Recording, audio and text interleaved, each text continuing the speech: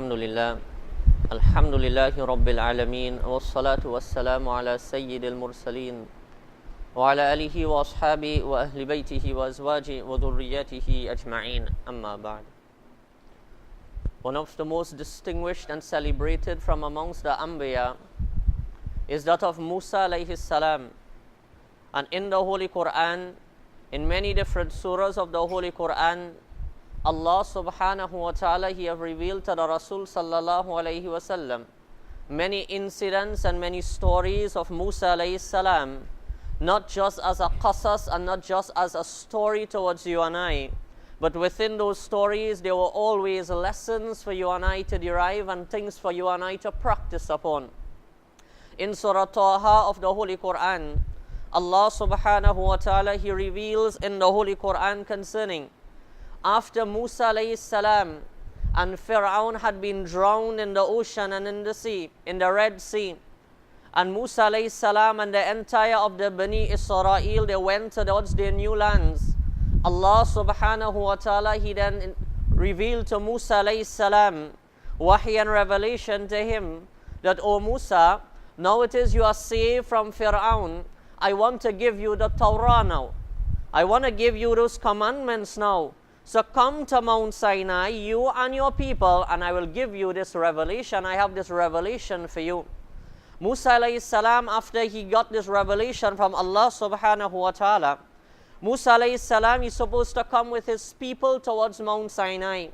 But because Allah subhanahu wa ta'ala spoke to him, he had that raghbat, that zeal, that desire in his heart to meet Allah subhanahu wa ta'ala very quickly. So Musa alayhi salam, he hurried towards Mount Sinai. And he left the people behind in the care of Harun alayhi salam, who was his brother. So Harun alayhi salam is taking care of the people at that time. And Musa alayhi salam, he goes to the mountain. When Musa alayhi salam, he goes to the mountain, Musa alayhi salam, he is told at this point in time that, why have you come, O Musa, and your people aren't here? And then Musa alayhi salam, he told Allah subhanahu wa ta'ala that I was desirous of meeting you. Hence the reason I quickened my pace and I left the people and I came and I left them with Harun alayhi salam. It was upon this incident, it was upon this occasion, wherein Allah subhanahu wa ta'ala, He told Musa alayhi salam that, O Musa, amongst your people there is one individual who is causing quite a lot of mischief. His name is Saamiriy. And in Surah Taha of the Holy Quran, Allah subhanahu wa ta'ala, He speaks about him. That Saamiriy, he was such an individual whose original name, according to some commentators, is also Musa. His name is Musa ibn Zafar. And when Fir'aun was killing out all the boy children, in that great onslaught that he had thousands of little kids being killed every single day in the kingdom of Pharaoh, the mother of this Musa, of Saamiriy, she went and she hid him in a cave so that the policemen of Fir'aun will be unable to reach him and he may survive. And whatever moment she had and whenever she could have gotten away and broken away to carry a little assistance and food to him, she used to go and she used to carry it for him.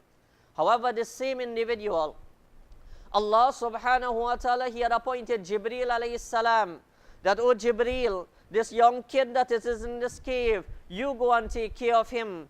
Commentators mention concerning this incident and concerning Saamiriy that he was such an individual.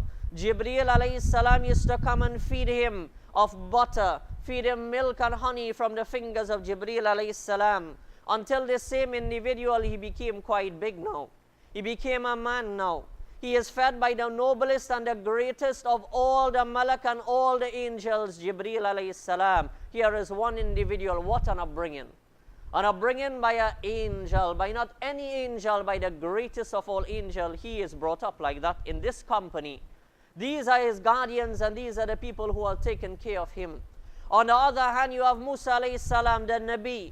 Musa alayhi salam, same time as well, Allah inspired the heart of his mother that you place this child in that basket and let him flow down the river. He flows and he reaches towards where Asya is, the wife of Fir'aun. The wife of Fir'aun, seeing this child, immediate love enters her heart. despite Fir'aun's initial not wanting to have any boy children at all, yet still, when it is a woman wants something, she knows how to get it. She convinces Fir'aun that no, this child is going to remain here. You kill every other child, but this one is going to remain. Musa alayhi salam, he grows up inside the castle of Pharaoh, who is going to be his enemy. He grows up under this tutelage. He grows up underneath the enemy of Allah and the enemy of Pharaoh and the enemy of Musa. This is his guardian. He now grows up. After a while, the two Musas, they meet. Saamiriy, he was a neighbor of Musa alayhi salam, according to one riwayah. And after that, he had accepted the faith of Musa alayhi salam, and he became a follower of Musa alayhi salam. And when Musa alayhi salam, after being with Musa alayhi salam for such long periods of time, finally Musa alayhi salam, he goes for the Torah now. He goes for the commands of Allah subhanahu wa ta'ala. He journeys to the mountain, and it's over here that Allah tells Musa that, "O Musa, before I give you this Torah, I would like that you spend 30. I would love that you spend 30 nights on Mount Sinai." And then Allah increased it by 10. He spends 40 nights over there, just like in i'tikaf, to gain that spirituality, to increase that loftiness in the ranks, to gain that connection with Allah subhanahu wa ta'ala, so that he will be excellent enough. So when the Torah is presented to him, he will be good enough to go ahead, and he will be good enough spiritually that all the commands of the Torah, that he will fulfill them towards, or how they are to be fulfilled. Musa alayhi salam, he now gets this instruction from Allah that this man Saamiriy, he is causing mischief. This man Saamiriy, he is causing quite a lot of trouble. And what's the mischief of Saamiriy? What is he doing with the people at that point in time? Harun alayhi salam, he is with the people. However, Saamiriy, he is very influential as well. And these people, before they left across the river in the time of Fir'aun, they borrowed, and they had borrowed quite a lot of gold from the people, so that on the days of celebration, they can adorn themselves and they will have lovely things to celebrate. However, when they crossed the sea, they still had these gold with them, and they had crossed. And now all of the people who had originally owned those wealth, they are drowned. They are died. So Harun alayhi salam was telling the people that these wealth that you have, you all are not supposed to have this wealth, because this wealth does not rightfully belong to you. This wealth actually belongs towards those people. Despite they not being upon your religion, you still cannot have their wealth. You still cannot possess their wealth. You still cannot in sort of a way steal their wealth from them. That is not permissible. That's why when the Rasul sallallahu alayhi wasallam, he was leaving to go to Madinatul Munawwara on the hijrah and the migration, he left Ali radiallahu ta'ala on his bed, and he told Ali that all of these properties that are here, they do not belong to me, rather they belong to the Meccans. Can you please give them back their property, give them back their wealth? Even though they were not believers on the Rasul and not believers on Allah subhanahu wa ta'ala, if there was any time to take the wealth of the people, it will have been this time. Everybody is running to Madinatul Munawwara. But the Rasul sallallahu alayhi wasallam is teaching a lesson that even though these people are non-Muslims, still you cannot just take their wealth just like that. So Harun alayhi salam, he is telling the people as well that you cannot just take the wealth of the people just like that. So rather, why don't you all bury the wealth? What? A pit was dug, and they threw there, according to one riwayah, they threw their gold into this pit. They threw it there so that Allah subhanahu wa ta'ala, he can do whatever he wants with it. At least it will not be connected to them. However, Saamiriy, he thought of a different idea though. He took the wealth that these people they had, and according to some riwayats, he lived amongst those people who used to worship cows. So therefore he fashioned and he made a calf with this gold that was there. And he knew Jibreel alayhi salam, because Jibreel alayhi salam used to feed him. Jibreel alayhi salam used to take care of him. And he recognized that whenever Jibreel alayhi salam will come to Musa alayhi salam, every part that the horse of Jibreel alayhi salam will touch the ground, growth and vegetation will spring forth from there. He knew that whatever Jibreel alayhi salam touched turned into gold, so to say. It turned into life. So what he did, he recognized the footprints of the horse of Jibreel alayhi salam. He took the sand that was there, and he went And he said to Harun, because Harun was still in charge, "Oh Harun, can I do one thing? Can I do one thing, oh Harun?" And he said, Harun alayhi salam, not knowing what was the plight and what was the intentions of this man, he then gathered all the gold, fashioned it into this calf, and then he took this sand and he threw it into this calf. Whatever Jibreel alayhi salam horse touched became alive. So this calf that he made started to bellow now, started to make a sound now. And now he told the people that you all worship this calf until Musa alayhi salam returned. You all worship this calf until Musa alayhi salam return, and until Musa alayhi salam comes back. Musa alayhi salam is told by Allah, Saamiriy is causing mischief. Saamiriy is causing quite a lot of trouble. Musa alayhi salam, Tawrat is, he gets it. He comes back towards the people. When you hear something, sometimes you don't really understand the severity and the vastness or how bad a situation actually is until you see it with your own eyes. When you see something with your own eyes, it's a different reality from actually hearing it.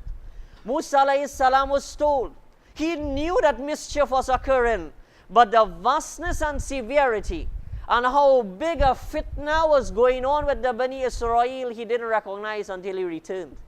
And when he returned and he saw these people, majority of them worshiping a calf, he got so angry that he grabbed his brother Harun. Harun he left in charge. And he said to Harun, and he had conversation with Harun, that I left you to guide these people and they are worshiping a calf. I left just for a few days. Just for a few days I went to Mount Sinai, and the whole entire belief system of these people completely flipped. Now they are not worshipping Allah anymore, they are worshipping a calf now. Harun alayhi salam, he then said to Musa alayhi salam, that, "Oh my brother, do not humiliate me in front of these people, for certainly these people, their numbers have overpowered us to such an extent that if I were to say anything, they will kill me." When Musa alayhi salam, he heard this, he let go of Harun alayhi salam. And then he called Saamiriy and he says, what is wrong with you? What's the matter with you? It is not long since I left and this is what you all are doing. And then Saamiriy says, I thought to myself that this was a good thing to do, that this was a right thing to do, that this was something pleasing and pleasurable to do. And this was his action. When Musa alayhi salam started to talk to the people again, many of the people, they recognized that they were upon wrong and they were upon batil. Many of them, they started to believe in Allah subhanahu wa ta'ala again. And they started to regret on the condition that they had reached, until they came to Musa and they said to Musa, "Oh Musa, how can we be forgiven by Allah subhanahu wa ta'ala? Oh Musa, what's the way out? Oh Musa, we recognize we have done such a wrong. Can we imagine the favor that Allah had given to the Bani Israel? He had saved them from the tyrant of the time, Fir'aun, killing out every single individual. They crossed the sea. They crossed the Red Sea. Such a place that commentators mention, and Abdullah ibn Abbas was once asked, where is one place on the face of this dunya in which the sun, it shone only once? Nobody could have answered that question in that time. Abdullah ibn Abbas, he responded, when Allah split the ocean for Musa alayhi salam to cross, that was the place that the sun shone only once, never ever again, because when Allah brought the waters back together, until then the sun has not touched there. Abdullah ibn Abbas, he answered that question when it is one king had asked the question to Muawiyah. When it is the letter, it reached back towards the king. He says, Muawiyah didn't know the answer to this question, somebody else knew it. He knew that only somebody very connected to the Rasul, very, very knowledgeable, would have known that. Only Abdullah ibn Abbas radiallahu ta'ala an. Such a favor Allah subhanahu wa ta'ala had given to the Bani Israel. He had given them manna, salwa, heavenly food. Food from heaven they were given. They wouldn't have to work at all. Food coming directly from Jannat and paradise. Yet still they say in the entire discussions in Surah Al-Baqarah, where they say that we don't want manna and salwa, rather we prefer to go and plant lentil and get onion and get all of these different things instead. We don't want any heavenly food. Allah subhanahu wa ta'ala, when kufranun ni'man, ingratitude is shown to a favor from Allah, Allah takes away His favor. Allah takes away His favor, no more heavenly food. So much favors these Bani Israel they were given. Now they came towards worshipping of a calf. Now they come to Musa alayhi salam. Oh Musa, what's the way out? Musa alayhi salam, he told them, Allah subhanahu wa ta'ala says, your method of forgiveness is that you all kill each other. Your method of forgiveness is that you all have to slaughter each other. Commentators mention that they started to slaughter each other until thousands of the Bani Israel, they killed each other. Sons killing fathers, daughters killing mothers. This was their sabab, this was their means of forgiveness. Until Allah revealed to Musa alayhi salam that, O Musa, tell the Bani Israel, kaf, stop now. That's enough. All who have died, their sins have been forgiven, their slates have been wiped clean, and all that are with you, forgiveness is for them as well. However, those who are to live, there is the potential of them still committing sins. But as for those who die, there is no potential of sins anymore. Their slates are clean for when they stand before Allah subhanahu wa ta'ala.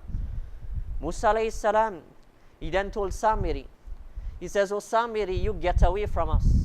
You are exiled from us. To such an extent that his punishment was such that whichever people and person he came in contact with, he used to get sick, as well as the individual that comes in contact with him used to also get sick. That's why he used to say, La misas, do not touch me, do not come close to me at all.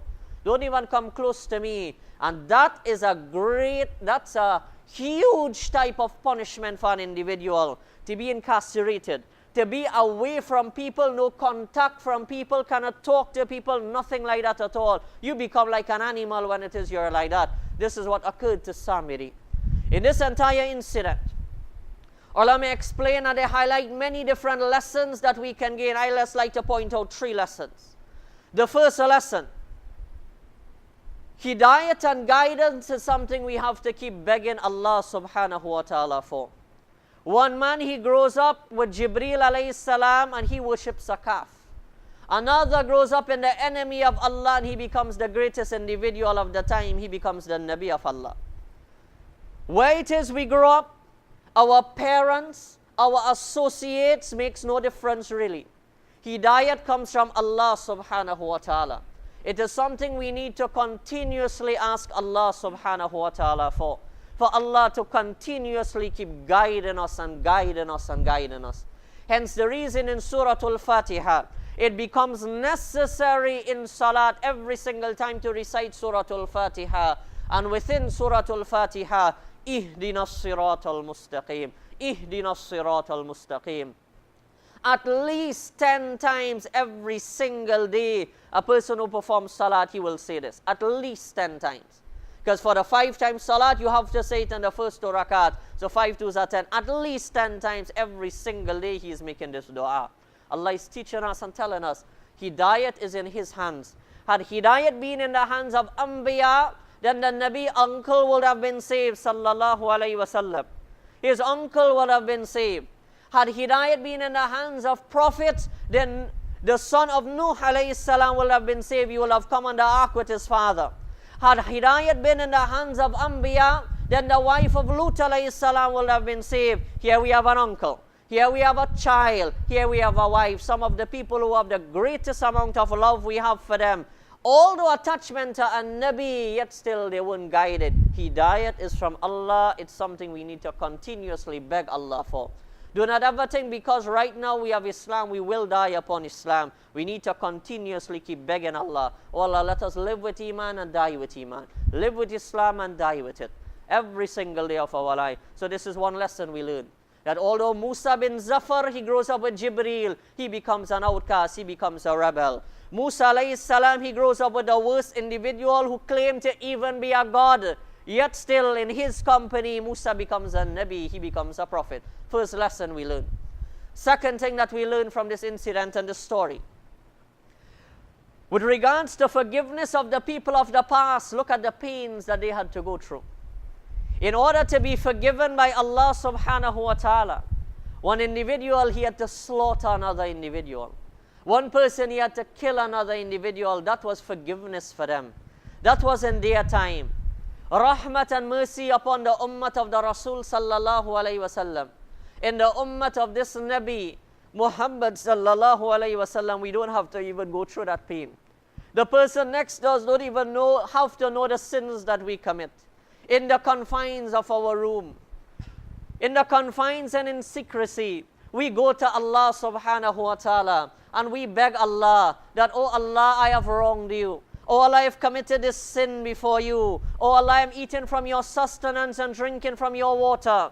I'm walking on the earth that belongs to you. Every single strength that I have in my body, it comes from you. Intelligence is from you. Health is from you. Allah, every single thing is from you. Yet still I am so ungrateful to you, Allah, that I have committed this sin. But oh Allah, you are Arhamur Rahimeen. You are the greatest individual to show mercy. Show mercy to me, oh Allah.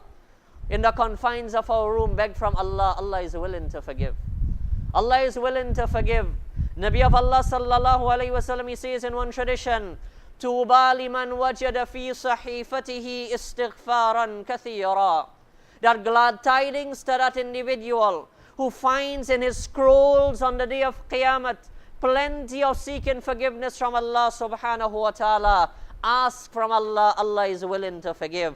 Ask from Allah, Allah is willing to forgive. One tradition, the Rasul sallallahu alayhi wasallam says, Man lazim al-istighfar, that whosoever does plenty of istighfar, ja'alallahu lahu, Allah subhanahu wa ta'ala makes for him, min kulli dhiqin makhraja, from every tight-chested situation, Allah will make a way out. Wa min kulli hammin faraja, from every single anxiety you are going through in your life, Allah will make a way out. وَرَزَقَهُ مِنْ حَيْثُ لَا يَحْتَسِبْ, Allah will give you sustenance from where it is you thought sustenance could have never come from. By just doing what? Istighfar. All of the rewards of istighfar mentioned in this one tradition is connected to this dunya. Then what is in akhirat then? How much is in akhirat then for istighfar? Do plenty of astaghfirullah. Plenty of seeking forgiveness in Allah subhanahu wa ta'ala. And for those major sins, spread the musalla, perform 2 rakats, and you beg from Allah. You ask Allah subhanahu wa ta'ala. And better yet, this is the month of Ramadan. It's a time where the rahmat and the mercy of Allah is katharat, is in plentifulness. It's a time where Allah is saving souls from Jahannam. Beg from Allah and ask Allah to be one of those saved from Jahannam. At least you're sure you're not going towards Jahannam. Ask to be saved from Jahannam. Beg from Allah subhanahu wa ta'ala. So while the people of the past, they had to go through plenty of trials to be forgiven, subhanallah, forgiveness for us is also a rahmat. Forgiveness for us is also a mercy from Allah subhanahu wa ta'ala. He has made it so easy.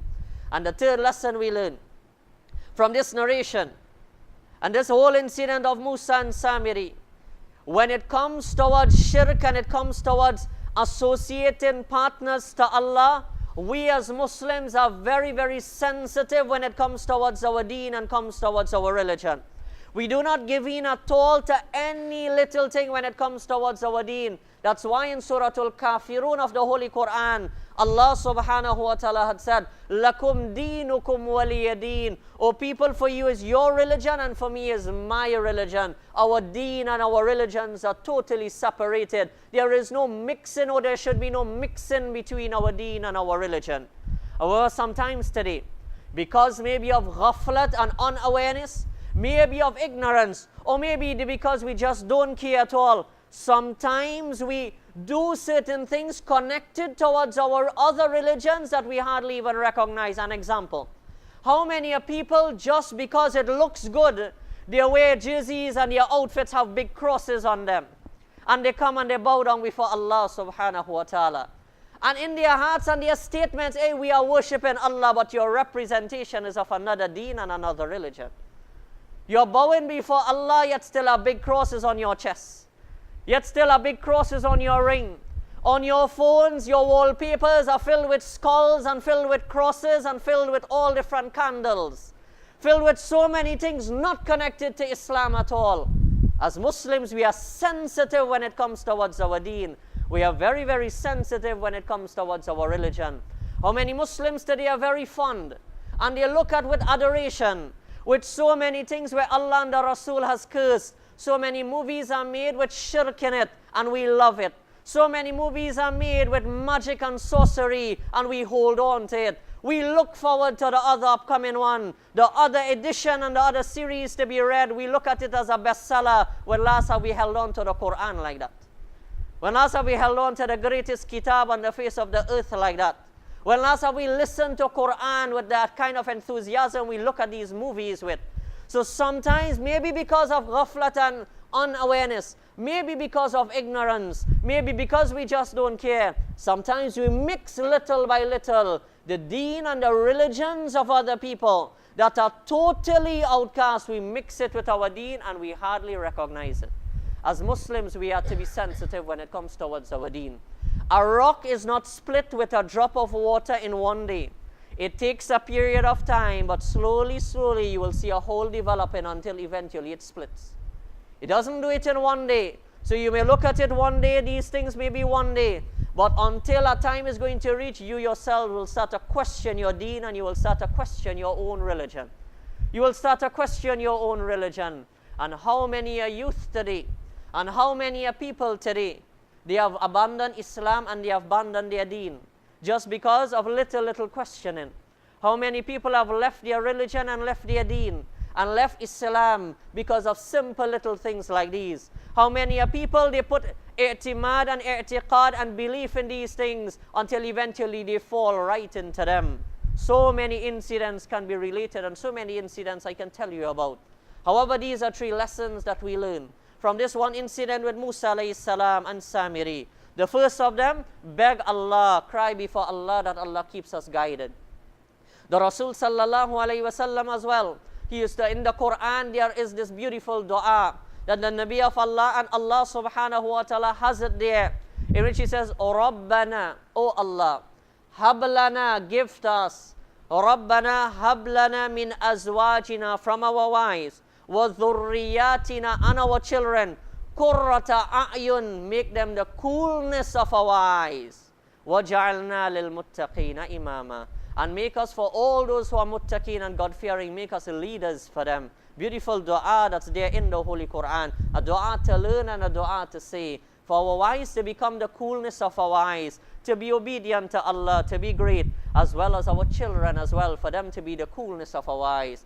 How many are children today are being and they are leaving the obedience of their parents and they are going towards a non-Muslim girl and a non-Muslim boy until eventually they end up into those religions with hardly any thought about what is going to happen with their children. We as Muslims are to be very, very sensitive when it comes towards our deen and our religion. Very, very precautious we must be when it comes to Islam.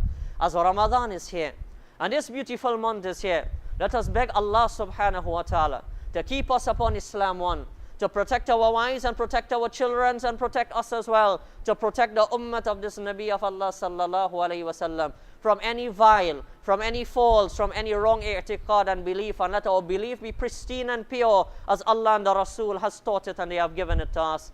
And the third thing, that let us as Muslims always be vigilant and careful that those things that infiltrate into our houses slowly, and sometimes we don't even recognize it, let us be a little more vigilant towards those things and put a stop to it. Because if we don't put a stop now, then the evils that are coming in the future, only Allah knows what is there, what is going to be our barrier for it.